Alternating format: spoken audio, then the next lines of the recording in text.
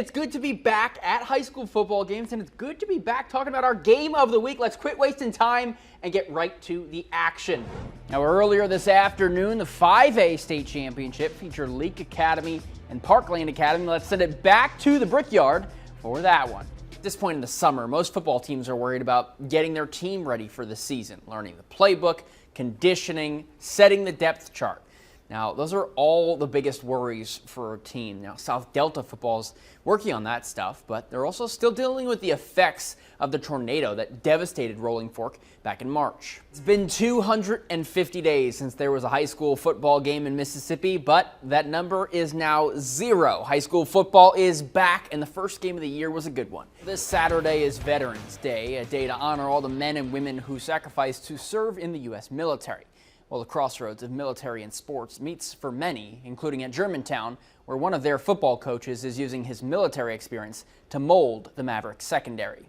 Yeah, that's right, Howard. One of the longest tenured members of the New Orleans Saints is not a player or a coach, but he's on the sidelines on game day, and he comes from a small town in southwest Mississippi.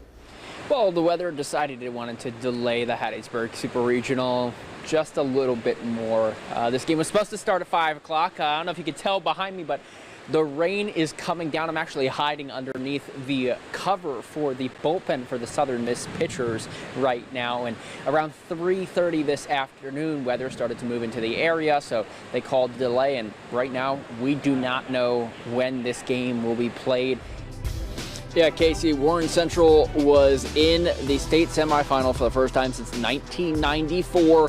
And the thought of making it back to the state championship game for the first time since they won it that same year was in sight as the teams were tied at 10 going into halftime. And actually, we were tied at that score through 3 quarters, but in the second half, it was all about the defense.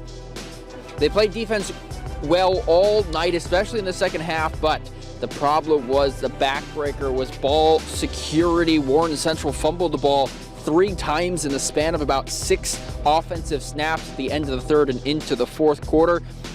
And Grenada was able to take advantage of those mistakes. They scored 2 touchdowns in the fourth to get the win. Now, earlier this week, head coach Josh Morgan said it's so tough to get to this spot.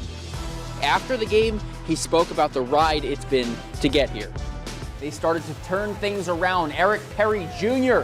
hit as he throws, and Corey Robinson, big man with the hands, gets the INT, and the Jags gonna capitalize on the turnover. Jaden Johnson launches the pass, and Zay Hart with the separation gets in for an easy TD. MC ties it at 7, and the student section gives it 7 booms.